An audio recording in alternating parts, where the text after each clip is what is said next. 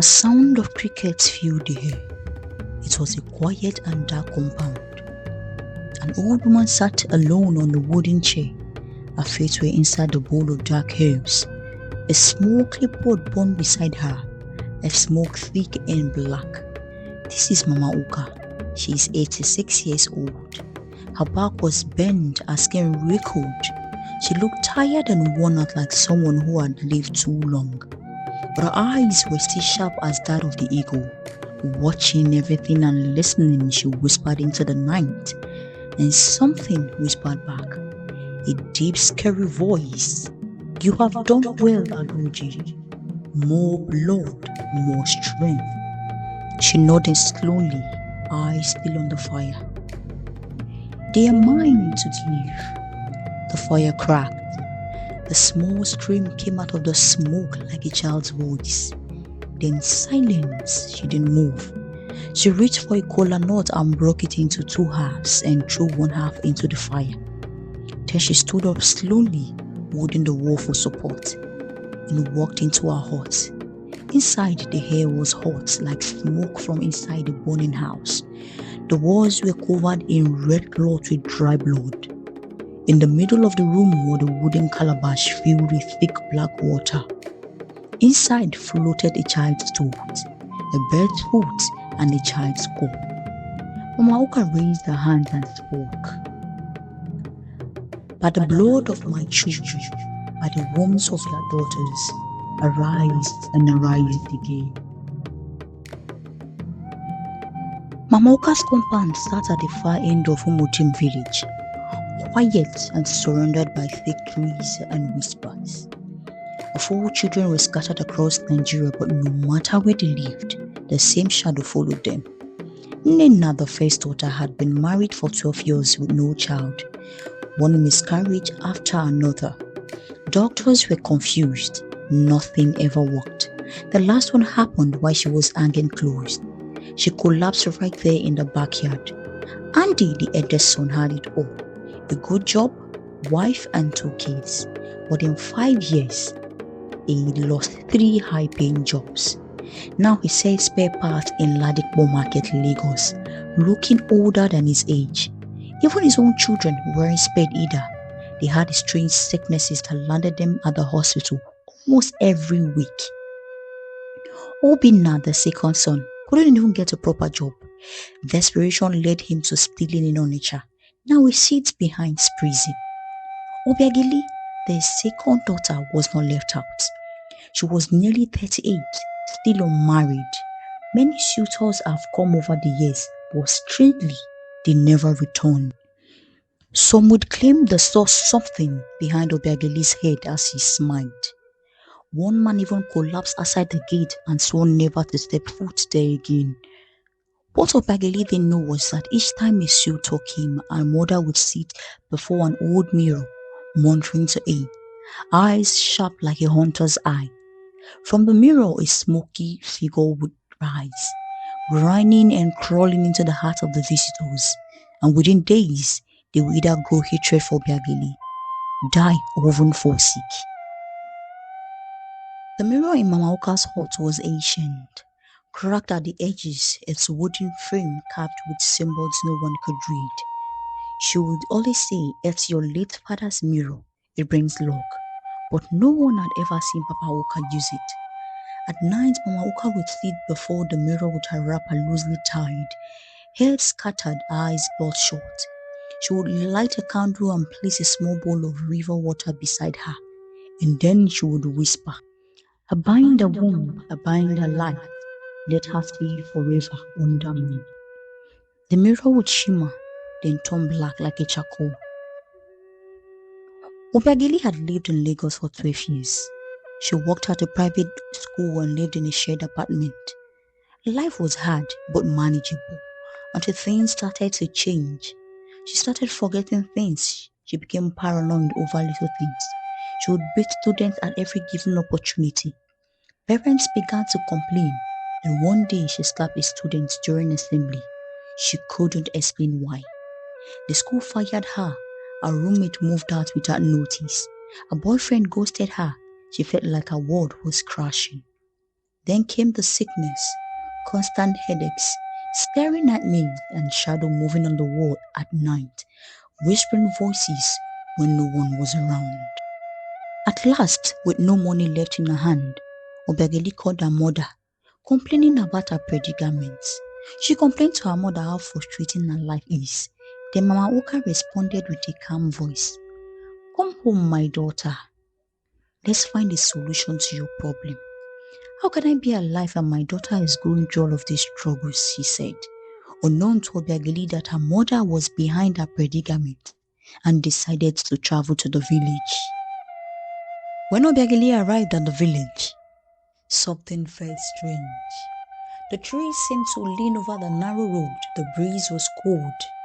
Mama Oka welcomed her with a smile, but her eyes said otherwise. It was as if the old woman had been expecting her for years. Your room is ready, and I made your favorite soup, Mama Oka said. That night, Obegele laid on her old childhood bed. The walls hadn't changed, but something was new. A small wooden stool with a mirror sitting on it. She turned it to face the wall, but the next morning, the mirror had turned back facing her. I started on the third night when she was fast asleep. Obegele saw herself walking inside a thick bush, barefooted. Her red gown was stained with mud and blood. She heard sounds, low, thunderous and slow. As she reached a clearing, she saw them. Old men and women, grey heads with dark skin and black teeth, dancing round the fire. The wrappers were black, faces dark like charcoal. She tried to scream, but her lips wouldn't open. Then one of the women turned to her. It was Mama Oka. Immediately, Obegeli woke up drenched in sweat, her heart pounding. When she ran to her mother's room, she found her sleeping in the dark, eyes closed and deep asleep like a dead person. She stood there looking shocked and confused. Was it not my mother I just saw now? Maybe it's just a dream though, she said to herself and then went back to sleep. 3 weeks later, an old friend from Lagos visited. Emeka, a mechanic who once liked Obiageli, heard she was back in the village and decided to visit her. They sat under the mango tree laughing and catching up. Obiageli smiled for the first time in months. But as Emeka was leaving, he turned to wave, then suddenly he froze. His eyes widened and stared behind her. What's wrong? She asked. He said nothing and ran off, leaving his shoes behind. That night, Mama Oka spat into her mirror and said, No one shall take her, no one shall marry her, not while I still breathe. Obiageli started hearing it. The breathing at night, just as she drifted to sleep. She would hear it slow, deep and raspy like someone was inside the room, watching her. The mirror was covered with cloth, but still the sound continued. Then one day she walked past it and got shocked. Her reflection didn't show. Another night came and she tried to pray. As she opened her mouth, a loud knock echoed on the window. No one was there. Fright gripped her, and from that day, she stopped praying. This dream was different. She wasn't just standing among them, she was trapped. Thick ropes dug into her skin, binding her arms and legs. She sat on the bare earth, forced into a tight circle with a massive fire roaring in the middle. Its flames lit the night sky, casting wild shadows that danced like a restless spirit. The music was louder than ever, pounding in her chest like a second heartbeat. They danced around her, their eyes glowing in the firelight. Their voices rose, a chant that felt older than time. Then the circle broke. They stepped closer, their footsteps slow, deliberate and haunting. Mama Oka stood at the center, her face unreadable, holding a wooden cup filled with thick, dark red liquid. Drink and be free, she whispered. Obegeli's hand shook. She looked up and saw her own face in the firelight. Not her real face, but a scary face that looked like ours. Its grin was wild. Its teeth were sharp. A cold dread spread through her veins. Fear gripped her like icy fingers. She screamed, but her voice drowned in the chant. She woke up with a violent gasp. Blood dripped out from her nose. The next day, Mama Ijoma, an old neighbor, called Obiageli. She spoke in hushed tones. My daughter, something is not right in the compound. Your mother, she's not just old. She is something else. Go and check her mirror. That mirror is not ordinary. Obiageli, shaking in fear, returned to the room and lifted the mirror. Underneath, wrapped in clothes, were cowries, red feathers, dried lizard skin, and a black stone. She dropped it and screamed. Mama Oka entered quietly and said, looking through my things now, Obiageli ran out of the house barefooted. Not long enough, the news of Obiageli's scream has spread across the village.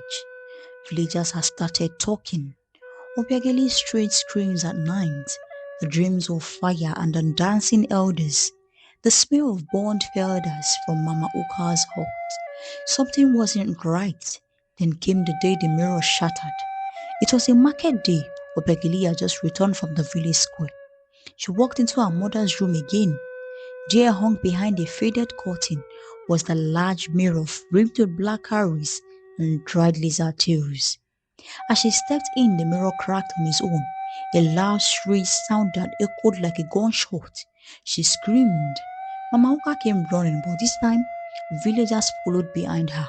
Because a few weeks ago, Chief Okolie's son, who had once dated Obiageli, confessed publicly that he stopped talking to her because of the terrifying woman who appeared in his dream through a mirror. She told me to leave her alone or I would die. Her eyes were the same as Mama Oka's, he said. Another man echoed the same thing. Then they surrounded the compound. Mama Oka lay on the ground, her voice weak but clear. Tears rolled down her cheeks as she spoke. All your pain, all your struggles, I caused them, she said. She told them how she used the mirror to destroy their happiness, chased away suitors, and brought sickness to her own children. Mama Oka, why are you wicked? What did your children do to you? The villagers shouted. I did it for power, for long life, but now it's over. Before anyone could grab her, she picked up the mirror and smashed it into the ground. Thunder clapped. A gust of wind swept through the room. Mauka fell to the ground, shaking violently. Her mouth foamed. Her eyes rolled. She died with her eyes wide open, staring at her daughter.